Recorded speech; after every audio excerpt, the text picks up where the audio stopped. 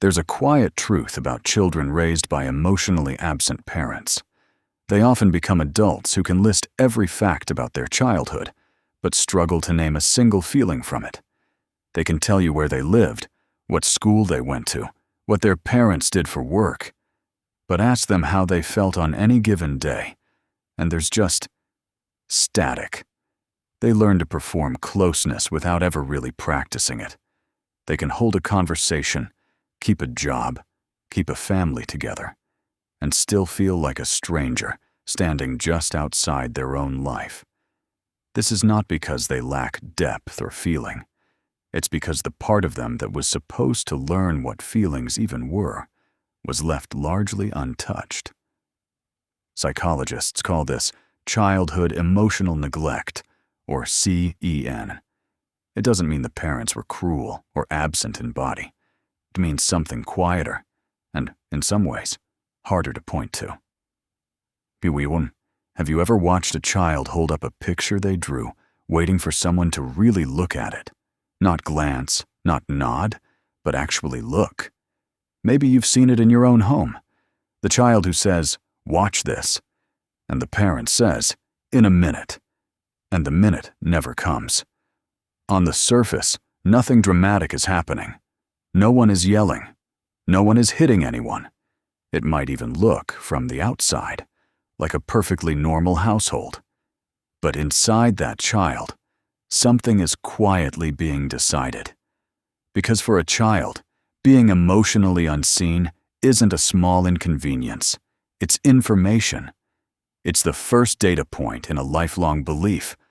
My inner world is not something other people are interested in. And here's the part that makes this so easy to miss. Emotional neglect, unlike other forms of childhood harm, isn't something that happened to the child. It's something that failed to happen. Psychologist Janice Webb, who has spent over 2 decades researching this pattern, describes it as an act of omission rather than commission. Not what the parents did, but what they didn't do. She calls it the white space in the family photograph, the background instead of the foreground. That's why it's so hard to identify, even for the people who lived through it. There's no bruise, no raised voice to point to, just an absence. And absences are notoriously hard to prove, even to yourself.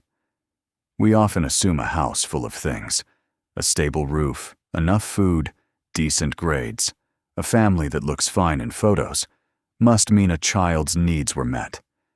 And in most ways, they were. But John Bowlby, the founder of attachment theory, argued that a child's sense of safety in the world isn't built from material stability alone.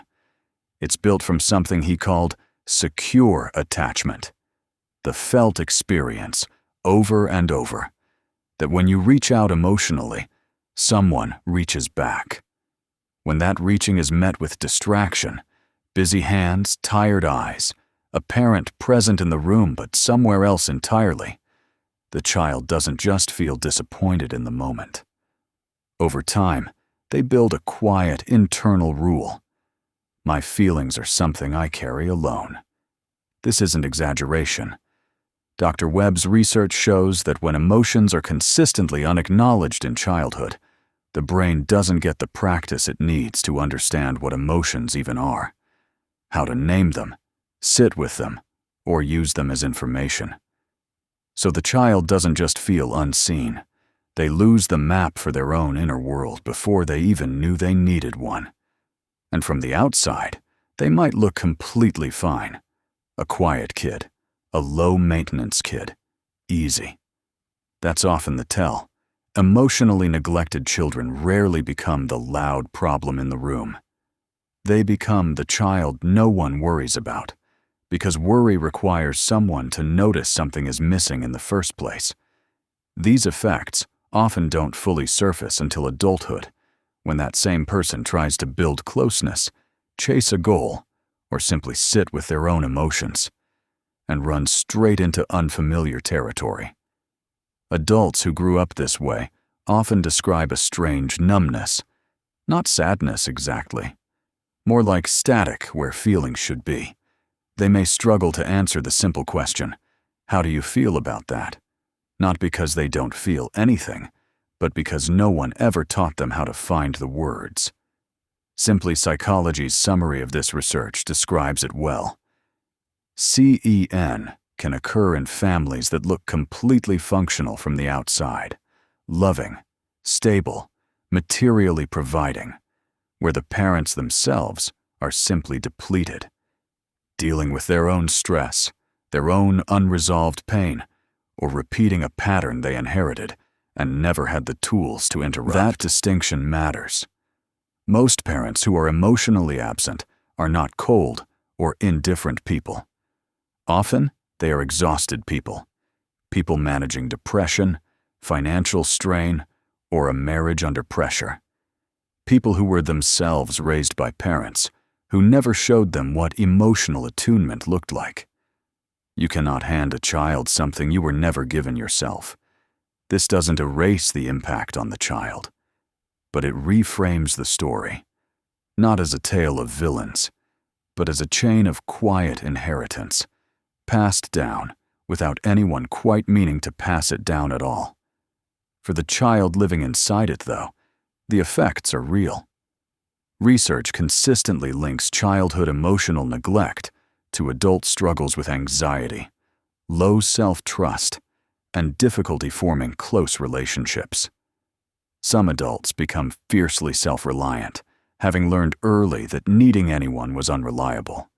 Others become chronic overgivers, tuned so intensely to everyone else's needs that their own disappear entirely from view. Both patterns often trace back to the same root, a child who learned that visibility had to be earned and was rarely worth the risk of asking for. And here is where something remarkable comes in. The brain is not fixed. It continues adapting long after childhood ends. Every time an adult who grew up this way says a feeling out loud instead of swallowing it, every time they let themselves be truly seen by another person and nothing bad happens, the nervous system quietly updates its expectations. Trust isn't rebuilt all at once. It's rebuilt the way water wears down stone, slowly, through repetition, until an old shape starts to change. Healing rarely looks dramatic. Sometimes it looks like telling a friend, "I need you to actually listen to me right now." Sometimes it's as small as noticing a feeling and naming it, even quietly, even just to yourself. This matters. I matter. Small and yet genuinely revolutionary because it pushes back against years of learned invisibility. None of this is easy. Adults shaped by emotional neglect often fear that naming a need will be met with the same distraction they grew up with.